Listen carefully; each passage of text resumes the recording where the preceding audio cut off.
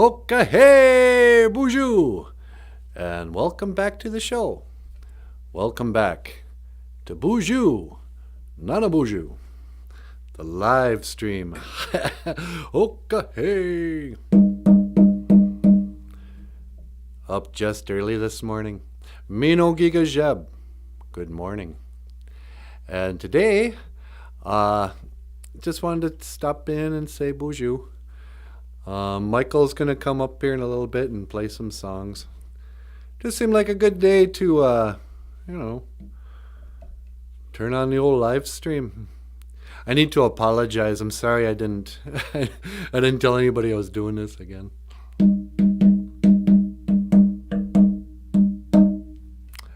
But it is Anima A Gija Good. Anima A Gija Good. It is prayer day. Sunday.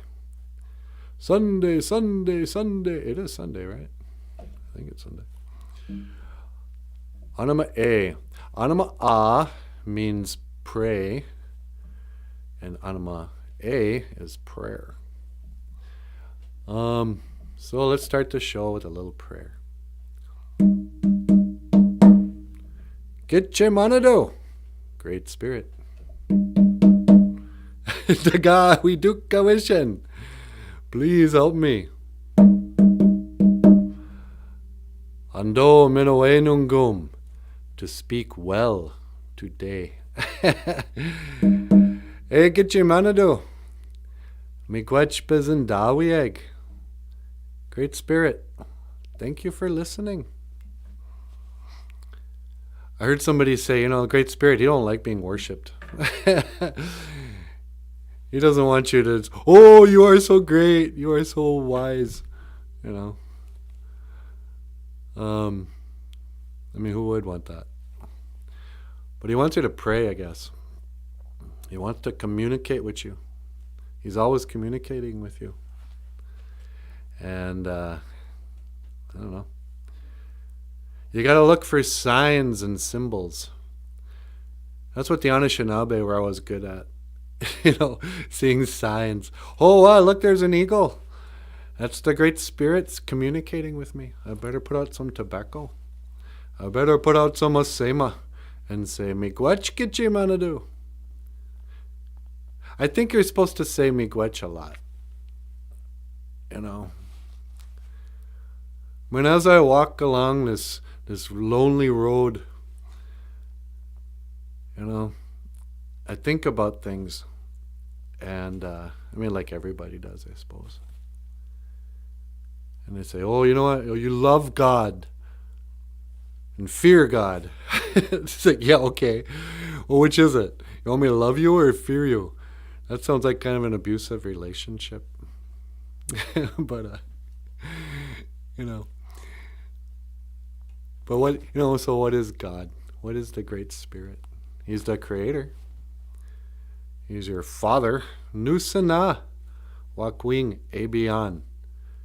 He is your Father who art in heaven. Abian. Heaven. When I was growing up, they used to tell us, oh, the Indians, they call heaven the happy hunting grounds. And I think that's mostly just from movies.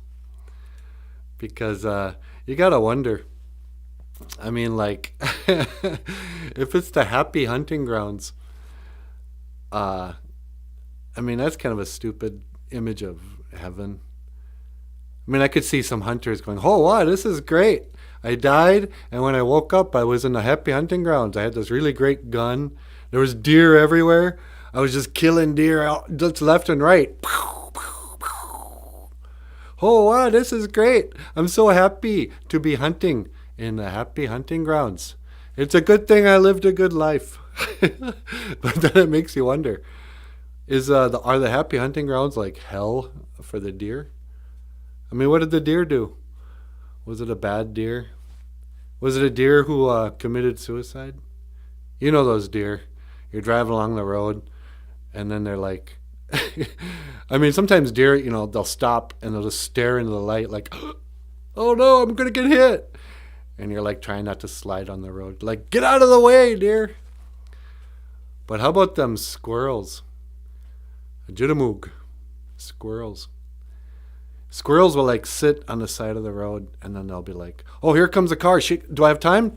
Shall I run? I'm gonna go. No." The last second they run, and I haven't hit one yet, but I'm always just mad at them. I'm like, "Come on, you guys! I'm gonna hit you. Be careful. Don't turn me into a squirrel murderer." Nah.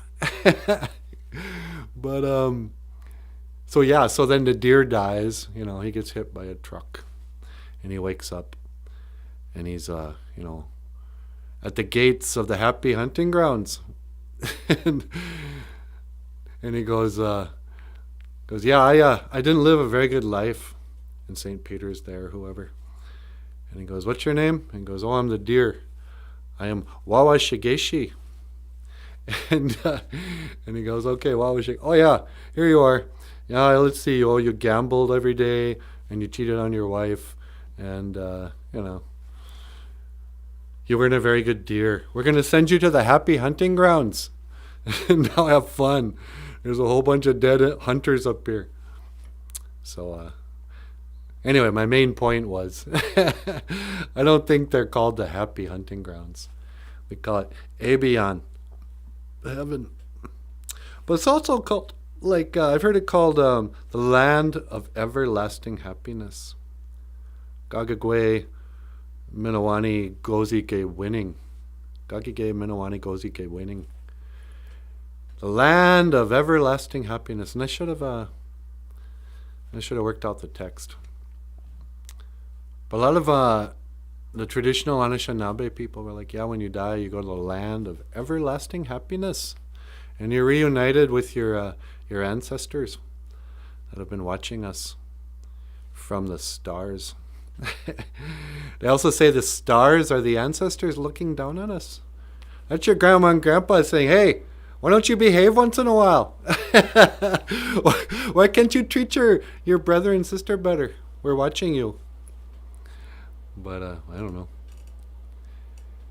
And then Ape Inge, amen.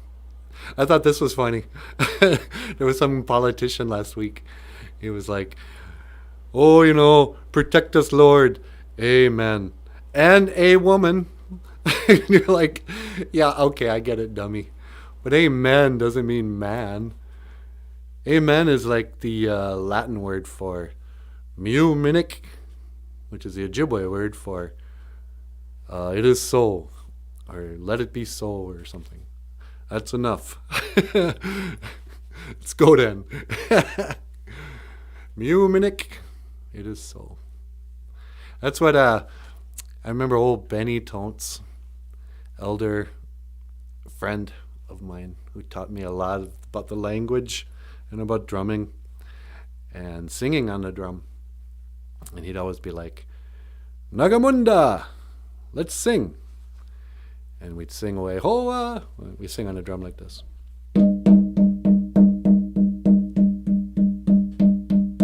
Weda hey, weda hey, wedo, wedo, hey, wedo, hey, wedo, wedo,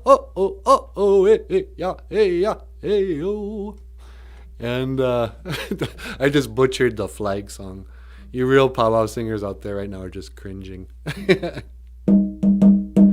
But when after he'd be done with the song, or if it was time just to wrap it up, he'd be like, "Muminik, good job, boys." Benny was like having he was like a second father in some ways. He was like a dad to all the drummers. He was always like the oldest guy at the powwow. And so other Indians would come by and give their respects. Put a little tobacco on the drum. And they'd be like, "Boozhoo, Benny. Boozhoo gawi tas. It is good to see you."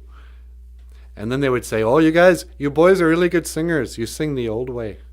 You sing that old Ojibwe way. Not all high and way up in the stratosphere like us Dakota." But the reality was, Benny was old, and the rest of us, we were just lower singers. We would have sung really high, if we could. But old Benny, He started his journey back, oh geez, it's probably been going on 10, 15 years now. He's up there with my grandparents. And half of my class from high school, apparently. Yikes, I'm getting old. A lot of my childhood friends have started their journey. Oh, wow. But I suppose that's the way it goes, huh? So, how come I'm not seeing any comments? Where are the comments supposed to be? I hope nobody's making comments because I can't read them. Anyway, should I bring up Michael? Michael, you want to play a song or two? And you can you can operate the laptop a little better, maybe see if anybody's written in. Yeah, sure. All right, ladies and gentlemen, I'd like to introduce to the show Michael Lyons. Get up here, Niji. And I'm going to awkwardly go over here. Thank you, NANABOOZHOO. Oh, wow, no problem, Nij. Anytime. Hello, everyone. Good morning. Mino Gigajeb. My name is Michael Lyons, and I'm the creator of the show. Let me see what I'm missing. Aneen! SM is here. I'm so sorry I didn't see her message earlier. I have the bare minimums here. So, yeah, I just thought I would stop in this morning and say good morning. We play a couple of songs. I'm still working out the audio equipment. I mean, I'm not really working it out, I'm working myself out. Working with it. How does that look? Kind of far away.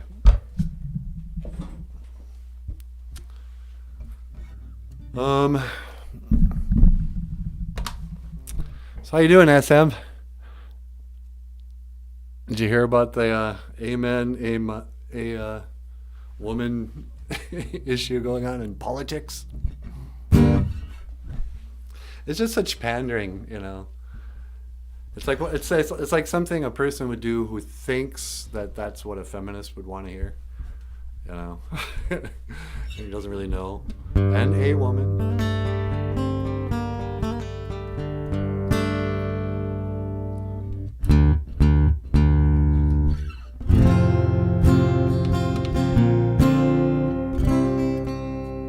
HRU. How are you?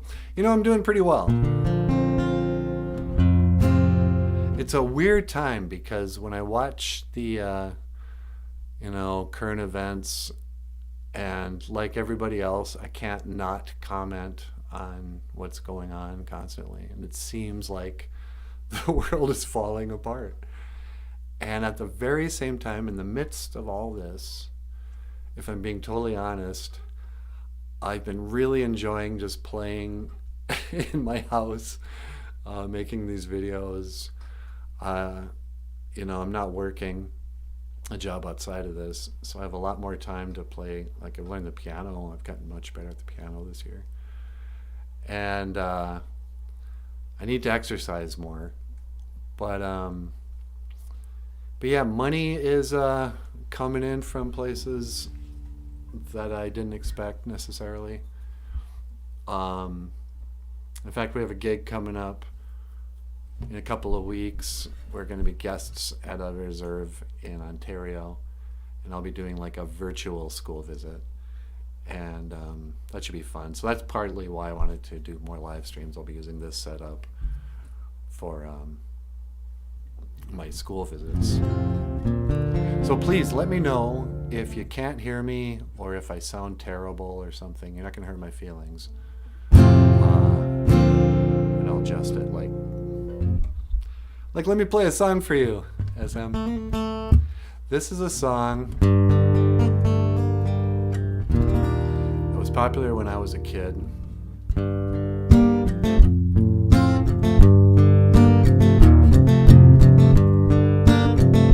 It's by a band called Men at Work. What do they great things about Men at Work is that they won a Grammy or something for this album. And they were on TV for the first time. And the guy comes out and he's like, "We are the men, and we'll see you again." And then we never saw them again. That was it. Traveling in a fried out Combi on a hippie trail full of zombies. I met a strange lady, she made me nervous. She took me in, then gave me breakfast. She said, "You come from a land down under, where the women glow and the men plunder. Can't you hear the thunder?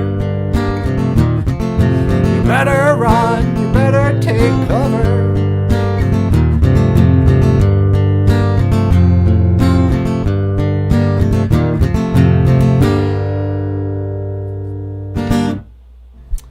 So land down under. And I saw that guy on a video not long ago, and he was playing acoustic guitar just by himself at a gig.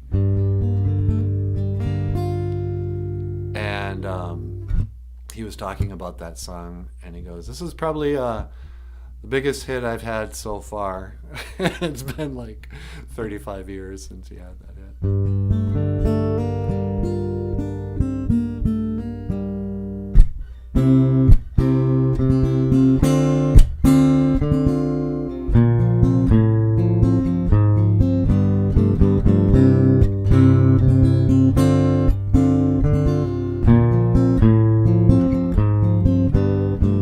Why try and know why? This feeling inside me says it's time I was gone. Clear head, new life ahead. It's time I was king and not just one more pawn. Fly by night away from here, change my life again. Fly by night, goodbye my dear. My ship isn't coming and I just can't pretend. My ship isn't coming and I just can't pretend. My ship isn't coming and I just can't pretend. Was a song by a band called Rush. As I forget your details, I want to say you're a young man, but I don't really remember. You could be a middle-aged woman for all I know. But if you're a young man, you may not remember all these 80s songs. And Rush was a band that I was sort of into. I mean, like, I was a heavy metal rock fan in the 80s, and so like I loved everything that they put out, but I didn't buy that many albums. And you didn't have to, because you would just hear them a lot on, certain radio stations and stuff. But that was a song that I used to always play. I guess I had that album, Fly By Night, and I would play Fly By Night. The lyrics always made me think about that feeling you have when you realize it's time to leave, and no, you're not a young man, or no, you're not a middle-aged lady. What are you, SM? How do you identify? But Fly By Night was one of those songs, every time I felt like I needed to leave or wanted to just a new start, where you're just like, okay, in a way, you're an alien. Awesome. Finally somebody I can relate to. I'm an alien too. Aliens Fly By Night. I spent, up until about 3 years ago, totally fascinated with aliens. Starseed of the Thunderbirds, sweet.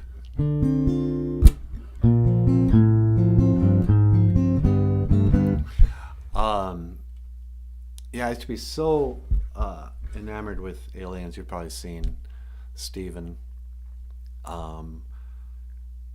And there was something about the gray alien in particular because gray aliens are at the same time cute and terrifying. You know, they have those big gray heads, those big black eyes, little skinny bodies.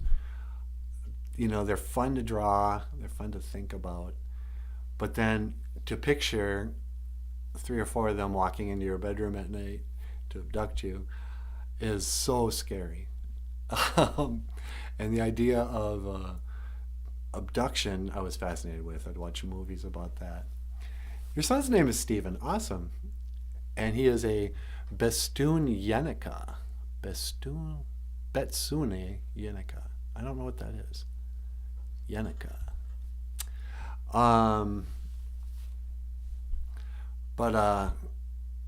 So aliens, and abduction. So I'd watch movies on it and I'd research it.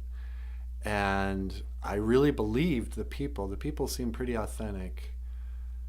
You know, the idea of hoaxes, I don't think hoaxes go on nearly as much as, like here's my theory on aliens. I think the people were truly being abducted probably by humans. I don't know if it's the government, I don't know, Satanists, whatever. But I think that that experience that they were having, they really had some horrendous experience. But it stopped making sense to me. I was researching a guy named Alan Greer, I think, and grandson of the grandmother. Oh, cool. I was researching this guy named Alan Greer, and he was like a UFO specialist, a UFOologist. And he claimed that he had an alien fetus. And he had this thing that looked like a little human body with like a long, elongated skull, and the whole thing was gold. And you hold it in his hand, and they'd x-rayed it and all this stuff. And he was part of a program called like the Disclosure Program, I think they called it. And they said any minute now they had gotten 1 million signatures, and they were going to force the government to disclose what they had on aliens and UFOs. And it seemed like, and he was doing public speaking and stuff, and it seemed like, wow, any time now. And this was like the end of Obama. And I thought, well, maybe Obama will open up the files before he leaves or something. And then I realized that I was looking at a 10-year-old video. And it had already been 10 years of them saying, any minute now, there's going to be this unveiling. They're going to show us what they know. And the aliens are going to reveal themselves, And then you also think about every story of alien abduction is kind of the same, and they're all ridiculous. Because you go to sleep, and they're fast asleep, so it brings up the question of, is this a dream? And then, they somehow there's a bright light, but it's nothing to do with death. And BOOZHOO Jim, good to see you. Just talking about aliens. And they take the person, they float up through the ceiling somehow. They go to a spaceship. When they get up there, they get probed, and all these horrible, horrific things happen to them. And then the aliens, like I could believe it if they just took, if we were like a superior race, like, collecting butterflies. I could see if aliens were collecting us like butterflies, doing experiments or whatever. But the aliens always return, they don't just return the person, this horrific naked rape victim back to their homes. They put them back in their like pajamas and then tuck them back into the bed. And then the next day they wake up and they go, oh my goodness, I was abducted. And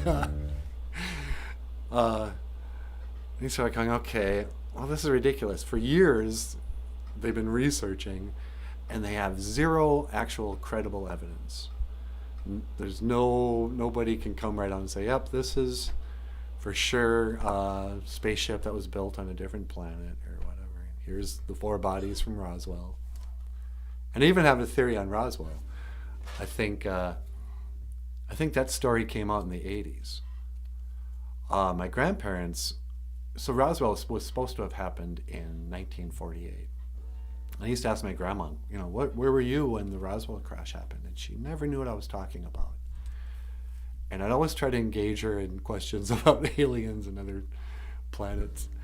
And she was never that interested. She just, she didn't grow up with Star Trek. She just thought it was silly, didn't believe in any of it.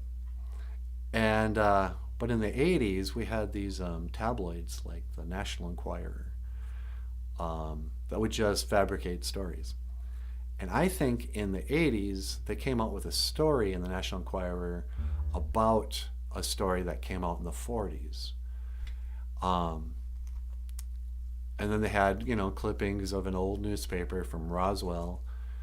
And we all probably know the story. One day there was a story that a disc had crashed and 5 aliens were recovered. And the next day they said, oh no, that was a weather balloon. And then it was just kind of put to rest.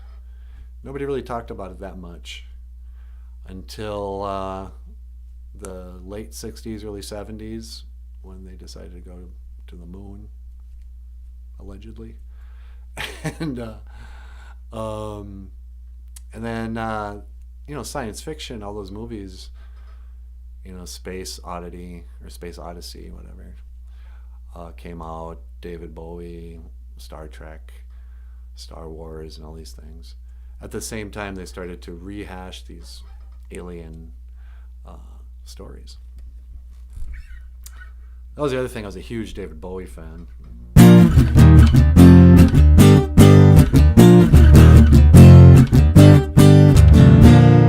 Ground control to Major Tom. And so just ideas of space and aliens.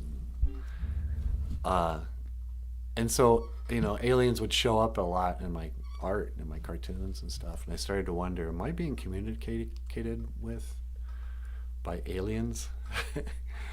David B. Yeah, no kidding. His birthday was, 2 days ago? David Bowie was the last celebrity death that made me cry. I don't mind saying that. David Bowie was a huge influence in my life, and I loved his music, and I loved him as a performer. I remember when he died, thinking people would ask, if somebody asked me, "What do you think of David Bowie?" My first response would be to say, "I love David Bowie." And what is love? But then I thought, well, I followed his career from the time I was about 14 until he died.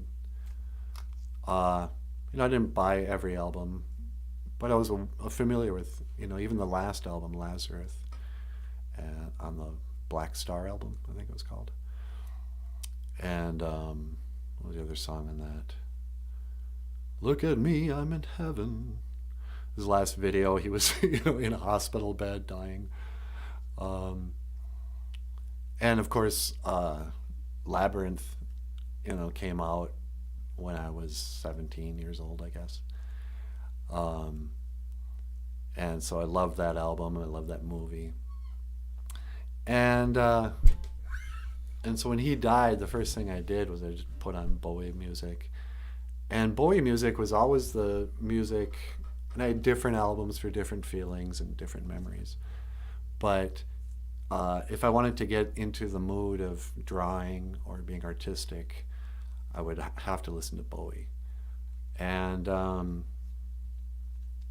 so when he died, it was just kind of like, wow, it's not like losing a family member, but it made you have to just recognize for a second. It's like, wow, how important is that person's art to your life? It's been the background music to everything.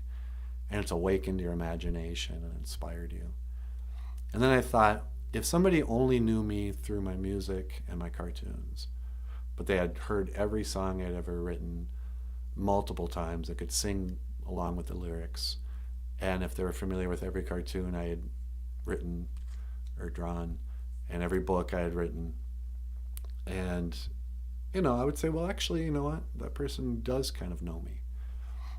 And so when people say, oh, that's stupid, you didn't even know him, why are you crying over the death of somebody you didn't know? Then I realized, well, no, I'm crying over the death of somebody I loved. So inspiring to see people who don't give a crap what others thinks. Higher level of self-awareness. No kidding, SM.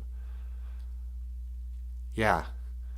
I just saw a meme on your deathbed. There's not going to be a whole bunch of people there that you're going to be accountable for. Don't worry what people think of you. Worry what God thinks of you. Huge! One of my first songs I learned on the guitar was this. Ooh,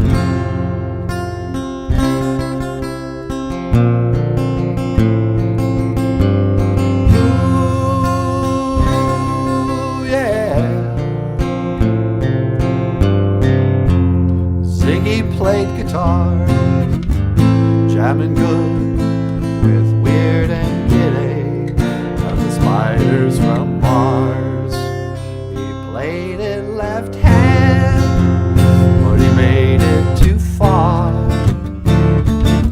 Became a special man, and we were Ziggy's band.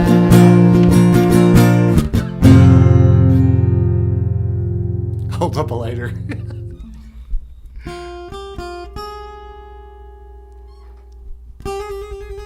So S, do you have anything that's, is there a song or an artist, a group that was like super important to you when you were 14 years old? Because for some reason, the music that really touched me when I was a young teenager is still music that I love. And I don't know if it's like getting, what that is, if that plants the seeds of something in your imagination that you'll like. Anthrax. Okay, you're a heavy metal person. I don't know any Anthrax. Yeah. Public Enemy. See, you are younger than me. Or you're black. I don't know. Scorpions, here we go.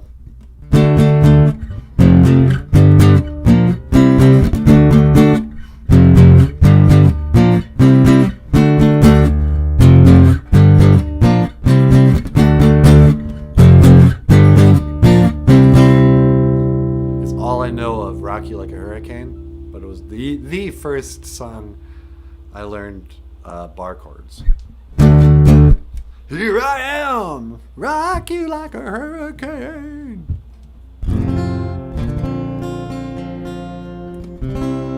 Pink Floyd.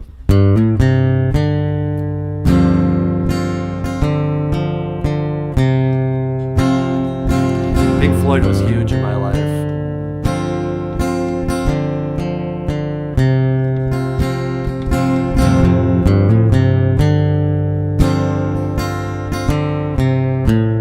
Bar chords are especially fun if you're playing electric guitar.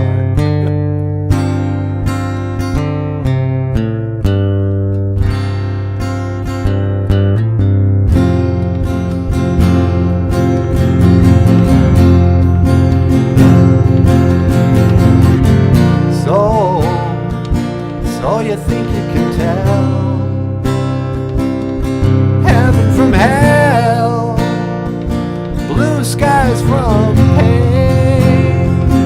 Can you tell a green field, cold steel rail, or a smile from a veil? Do you think you can tell?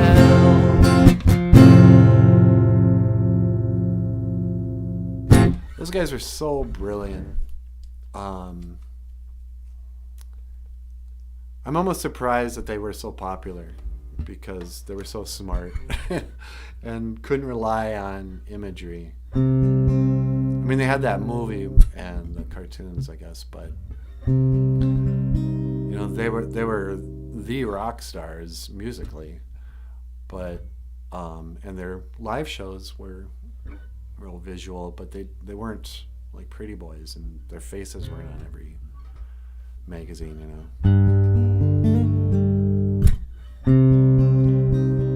But I think I was a 7th grader when The Wall came out.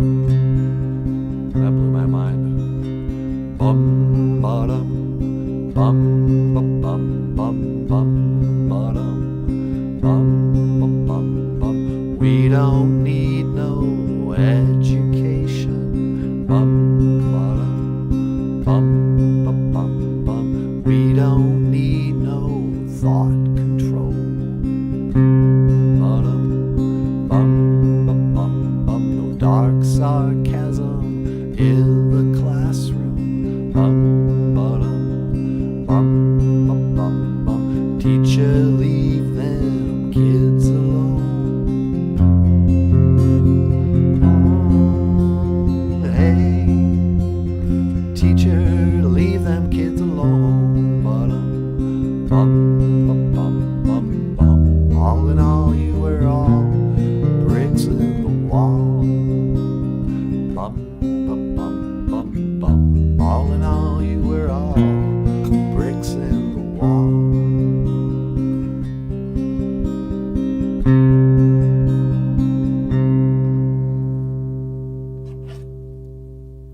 A lesser known album by the masses, but every Pink Floyd fan knows it, came out right after The Wall, and it was The Final Cut. And that had some great, that whole album is great actually.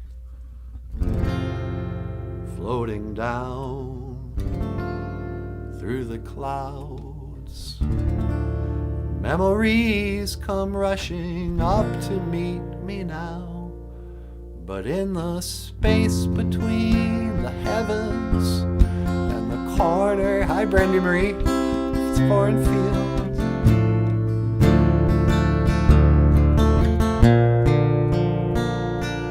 I had a dream.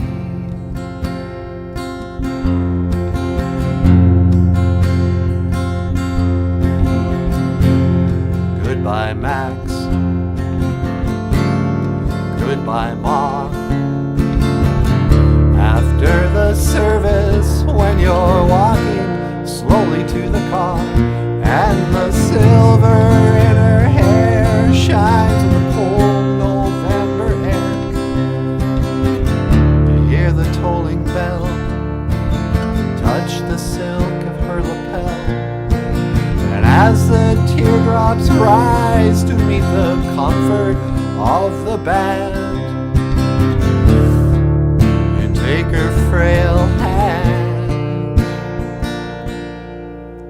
and hold on to the dream.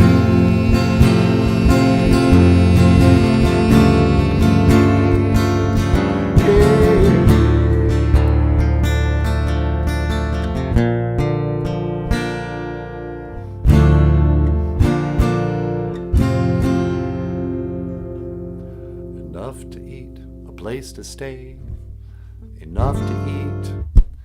Somewhere old heroes shuffle safely down the street. You know, that song's about now, where you can speak out loud about your doubts and fears. And what's more, no one ever disappears. You never hear their standard issue kicking at your door. You know, that's what censorship feels like. The jackboots, you can relax on both sides of the tracks. You can relax whether you're rich or poor. And maniacs, thank you, Jim, and maniacs don't blow holes in bandsmen by remote control. Maniacs don't blow up army guys by remote control with drones. What's the other line of that? And maniacs don't blow holes. Something about not worrying about people kicking in your door, you know, where you can express your doubts and fears. You can say what you want about the government or about YouTube or Twitter. You can have opinions about something. You can be wrong, you know, and you know, that's what freedom's really about. But when they censor certain ideas and words and stuff, like I know there's a lot of things I just don't want to talk about on YouTube because I'm afraid there'll be some sort of algorithm that'll shut down or demonetize. Not that monetize, but before the internet, we at least, I don't know if we were more free, but at least we didn't know how censored we were being.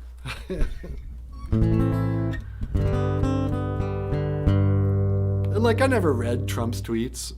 I'm just not on Twitter. I have a Twitter account, but I don't care what celebrities have to say. But when they kicked off the president from Twitter, I was like, what? Really? How does that work? AI is always listening. Yeah, isn't that the true artificial intelligence? As a kid, I was like, in the future, robots will take over. It'll be artificial intelligence. And you would think like the computers just got human smart. But all it was is that humans made a computer to just trigger on certain words and put things into motion. And it can misinterpret it. But that's the problem. It has to interpret. So if you say something, was a hoax, they'll, believable thought it was freedom of speech. Yeah. I know. And I heard someone say, it isn't so much the problem that you don't have the freedom of speech, but if you can't speak about something, you can't think it. It's freedom of thinking. I have been reading about it on Science News. Science News. Yeah, like science news. I have some opinions about science that are contrary to the mainstream. But I'm afraid if I talk about it, I'll get censored. Because if you go against certain people, like I don't think Bill Nye is a science guy at all. I think he's a comedian, actor, who wears a lab coat and reads from a script from big companies. And I think he's a bit of a pervert, too, if you ever watched the show. I don't like Bill Nye at all. And I don't like Neil deGrasse Tyson. I think these guys are... I just don't care for him. But there are certain opinions that they hold that you're not really allowed to argue. I don't know if you guys understand what I'm talking about. I hear you. I don't tell humans the things that I have learned. Yeah.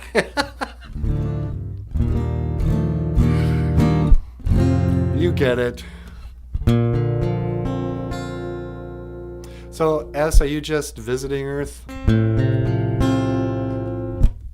Sometimes I think, well, this isn't really my home anyway. I'm just visiting, This isn't my planet.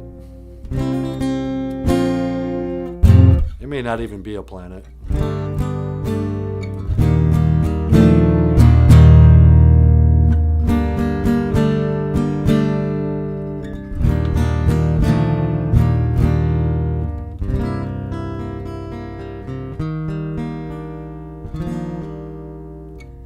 You're trapped till then. Yeah.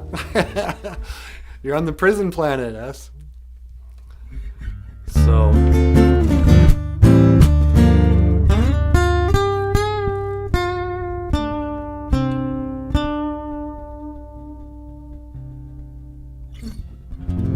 Brandy, do you have any requests?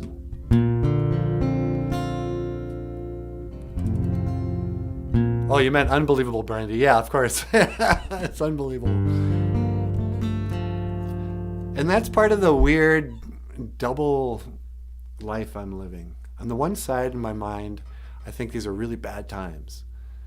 That big tech has just taken over the country, taken over the government. They've proven that Twitter is more powerful than the president of the United States. And then I see, the COVID stuff, locking down everything. Apparently, this is the end of rock and roll shows and movie theaters and dating and kissing and holding each other. I mean, apparently, we're seeing the end of something here, and it's blowing my mind, and it's really depressing and scary. And at the same time, this has been just the best time of my life. And it's not like I don't believe those things. I do kind of mourn the end of. You remember, Brandy, you're closer to my age, aren't you? Do you remember what the malls were like in the 80s? It was like Christmas every day, especially on a Saturday in the summer in like 1985. You would go to the mall in any city and it would be packed, just wall to wall people, and there'd be stuff going on, and you could meet strangers, and the food court was a big place. It was teenagers could basically go on dates. And I'm from a little town. We had to drive like 25 miles to get to the mall. And it was the crappy little mall in Bemidji. But still, it was a social event, and there were people everywhere. And, I've been to rock concerts where I'm just arm in arm with people, or shoulder to shoulder. Are those days over now? I mean, if we were hypochondriac, is that a word? Hypochondriac? With our little hand sanitizers before COVID, it's never going to go back, is it? Are we ever going to go, okay, everyone, take off your masks. Don't worry. Come on in, everyone. We're all going to have breakfast again together. I mean, they used to smoke in restaurants, And now you don't even want to be within 6 feet of anybody. I want to request Bluebird by Paul McCartney. Do you mean Blackbird?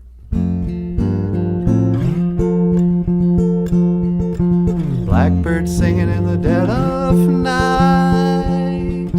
Take these broken wings and learn to fly. All your life you have only waited for this moment to arrive. Blackbird singing in the dead of night. Take these sunken eyes and learn to see. All your life you have only waited for this moment to be free. Blackbird fly. Blackbird fly into the light of a dark black night.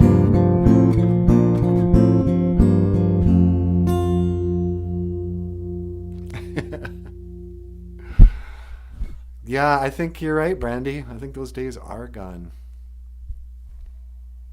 Miigwech for the request, Daniel, and welcome to the show. So yeah, part of me when I think in the right way is Gashkain da Moen, to use a little Ojibwe, is in grief. Gashkain da Moen. Like the death of a way of life.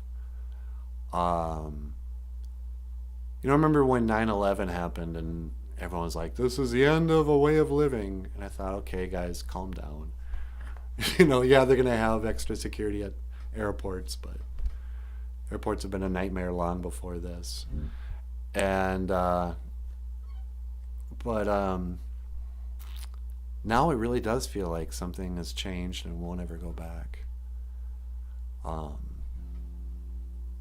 And if I'm fearful for the kids. I walked by an elementary school the other day, and all the kids were out in the playground with masks on, and actually they were all out there. There was just a couple running around. They were just kind of sitting in little groups or lounging around. They weren't playing really. And you consider, well, if you can't breathe very well, how long can you really play soccer or whatever?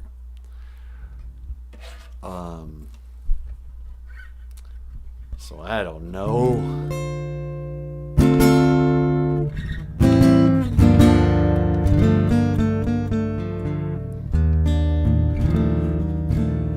But then at the same time, so all this craziness is going on. But in my personal life, yeah, I've been living in solitude. And I connect more with people on Facebook and YouTube than I do in the real world. I spend many hours, just me and my cat, alone in this house, I don't leave, sometimes for days at a time.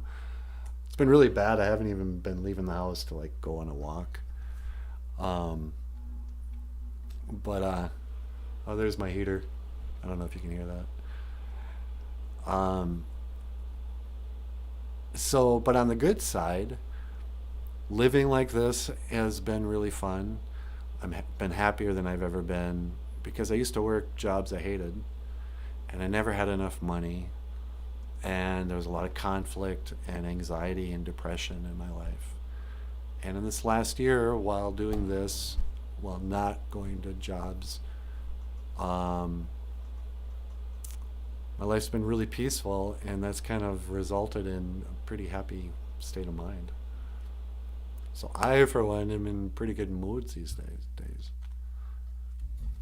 I don't know. What about you guys? You're all early birds, apparently. You're absolutely right, Brandy. I need to get out and walk a little, because I will get depressed if I don't get exercise. I'll do that today, I promise.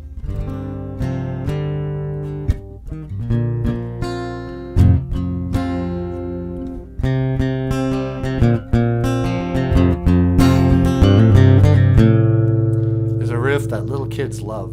They all know this song for some reason. Oh, it's 4 a.m. there. Cool.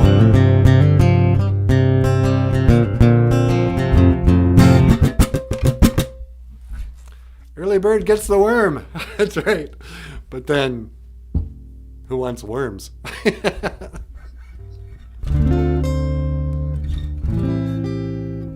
Yeah, I come from a long line of fishermen, so getting up early was always considered the right way to live. And so I've always been an early morning person. No, it's not 4 a.m. Silly, I woke at 4. Oh, okay. I thought you were like in a different time zone. Yeah, 4 o'clock. I think that's what time I got up. But it gets dark so early these days that I'm just wiped out and in bed by 9. And so, there's no reason to go out because you can't go anywhere. It's 8 a.m. on the East Coast. I'm in Maine from Red Lake, Minnesota. BOOZHOO, Red Laker. This is hardcore. He's from Gamasqua, Wakogag, no, you're not. You're from Zagasqua, Jamaica, Gamasqua, Wakogag. What's reservation? Gamasqua, Wakogag. I'm forgetting what the word for reservation is. I'm Anishinaabe, not sure of spelling off that. Anishinaabe. Just one A to begin with, and everything else is right. Although you can spell it any way you want. There's like 2 or 3 different official Ojibwe spellings. The double vowel system, the phonetic system. It totally screws me up.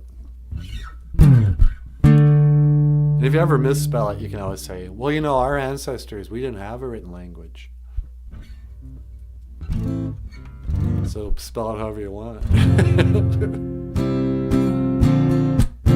Great protein in worms. It's true.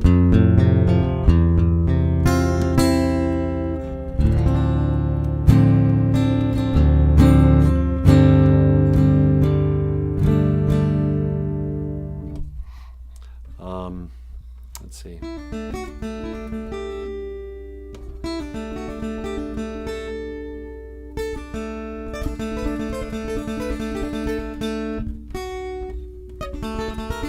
How's that go?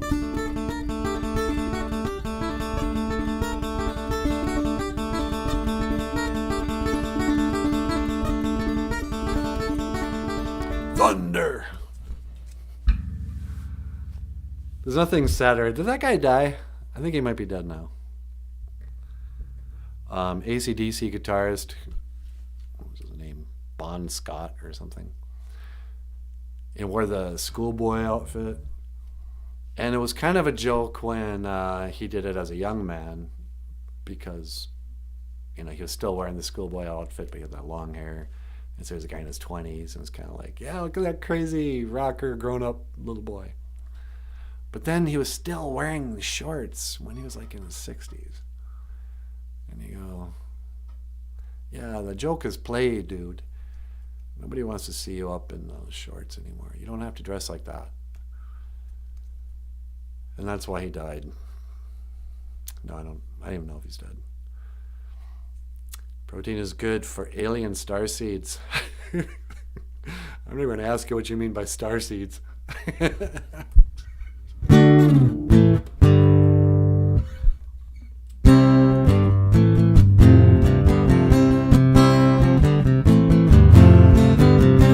Jesse was a friend, yeah, a good friend of mine. Without a later hour, and I want to make her mine.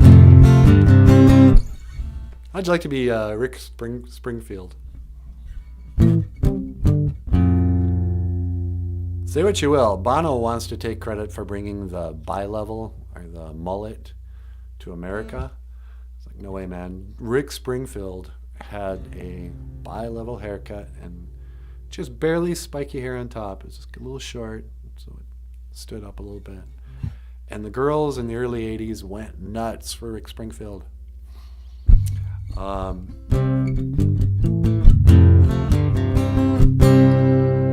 in spite of, he's like the one sort of heartthrob, teeny bopper magazine teen idol who grew up, kept his looks, and I hear only good things about his live show.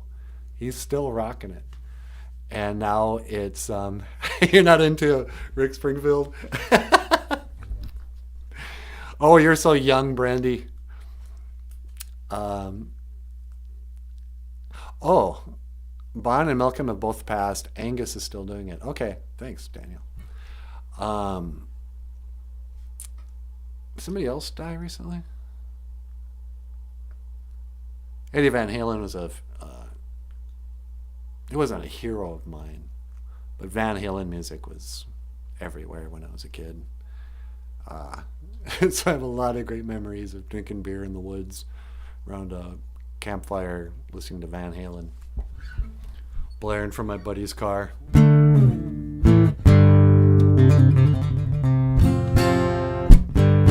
You too, ass. So Eddie Van Halen died, and that was the end of an era. Eddie Van Halen made popular this move. You guys can see it.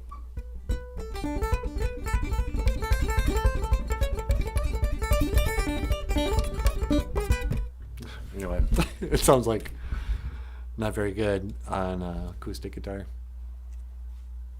Used to watch him on soap opera. That's right. He was on General Hospital or one of those.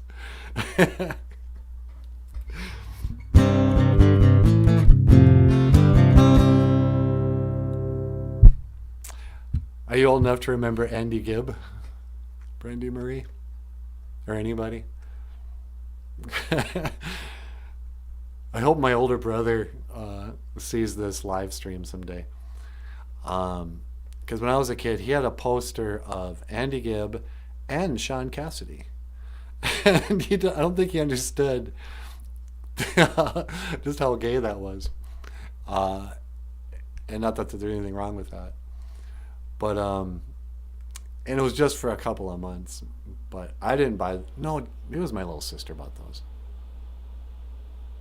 Yeah, I'm sorry, I don't think it was my brother. He might have had the Andy Gibb poster. I don't know. We had an Andy Gibb and a Sean Cassidy poster downstairs. And my little sister's room was upstairs. And I didn't buy those posters. So I think my older brother, who knows about music, but at some point in his life, was a Andy Gibb. Andy Gibb was the younger brother of the Bee Gees. And he came out with a song like Jive Talking or something. And died of a cocaine overdose or something. And Sean Cassidy was David Cassidy's younger brother. And David Cassidy was on the Partridge Family. So I think I love you. And the Partridge Family, no one knows. So he was the main character in the Partridge Family. I think he was. And he actually looked exactly like my Uncle Pete Pete Savalson, if anybody lives in the St. Cloud area, is looks like well, now he looks just like a chubby he's not even that chubby, but David Cassidy. But David Cassidy's younger brother Sean came out with an album called like Puppy Love or something. It was in the early 80s, and it was at a time when they were really marketing kind of pretty boy soft rock, musicians in the mainstream. And some of us hard rockers had to hear it. Although I'll say I still love the Bee Gees. I don't love the disco Bee Gees. I mean, jive. Well, you can tell by the way I use my walk. I'm a working man, no time to talk. I mean, those are catchy riffs for sure, and tragedy and stuff. But the old stuff sounds a lot like the Beatles, and it's really great. I started a joke.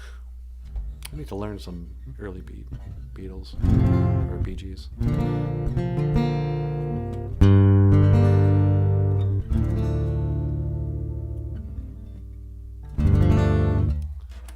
I know I can't play this.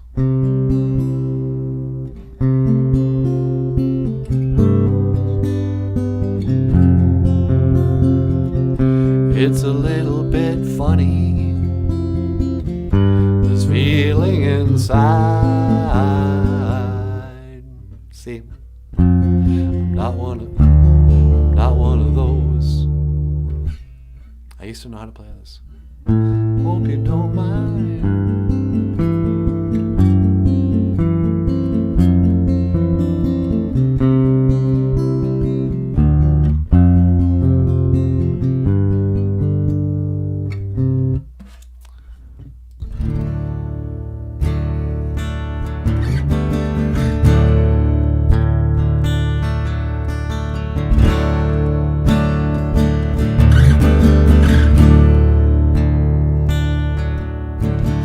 Levon wears his war wound like a crown.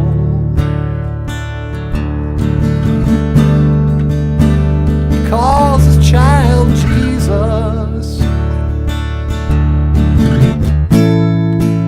because he likes a name,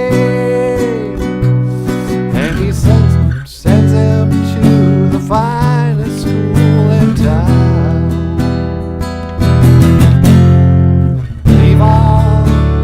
Levon likes his money,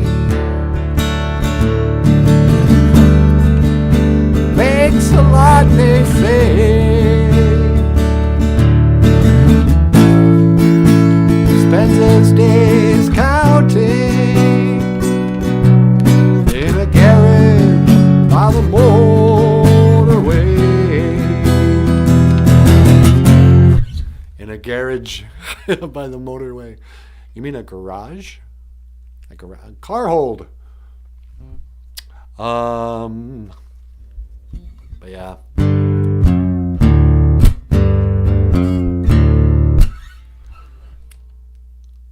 So, this is I kind of got off the Ojibwe stuff. Today is prayer day, Anima A Gijagud. And so this is the day. I think that name probably got created during the boarding school era,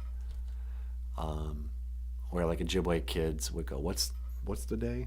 And they couldn't remember the word Sunday. It's like, it's prayer day, it's church day. Like when they were learning English, it was probably in the boarding schools, which are also like Catholic schools. And so Sunday would have been heavy on prayers. And so the Ojibwe word for Sunday became prayer day. And then Monday became day after prayer day.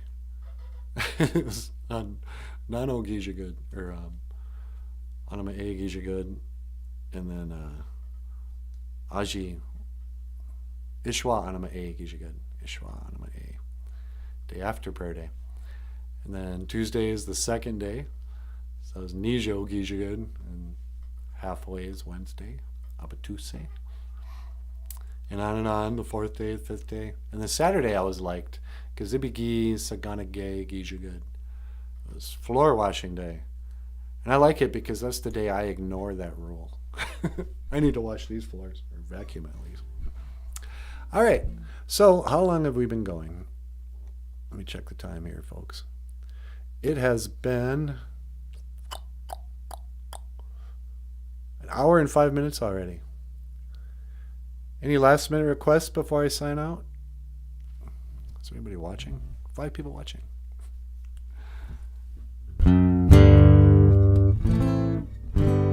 I'm going to go for a walk because Brandy Marie told me to. Maybe I'll go for a walk right away. Watch the sun come up. Roads are all icy and everything, and I keep putting it off, but I know I should do it. All right, I'm going to end the stream with a BOOZHOO NANABOOZHOO song. I'm not going to get the harmonica. This is without the harmonica.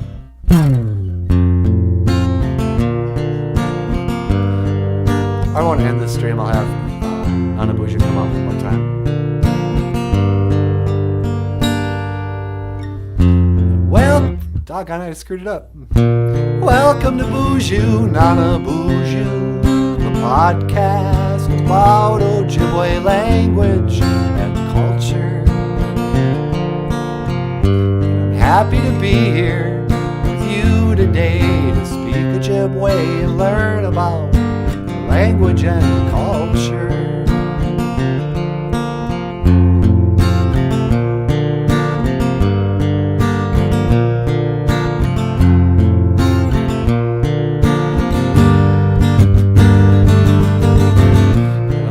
December, well, there's reason to believe maybe this year will be better than the last.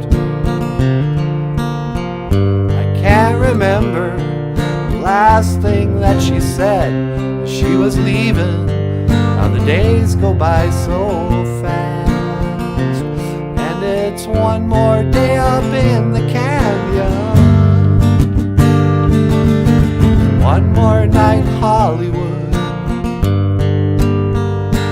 Yes, I stole these chords from the Counting Crows, another band I love. Na na na na na na na na na na na na. See you later, Daniel. Thanks for stopping in.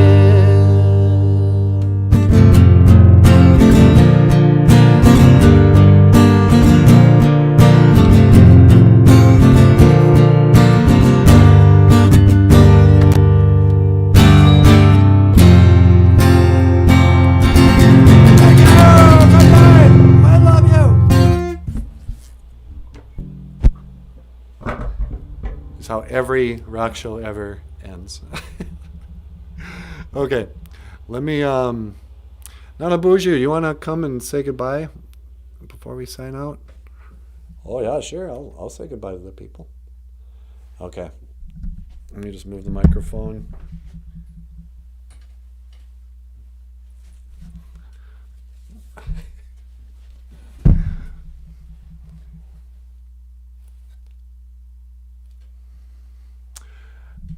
Okay then.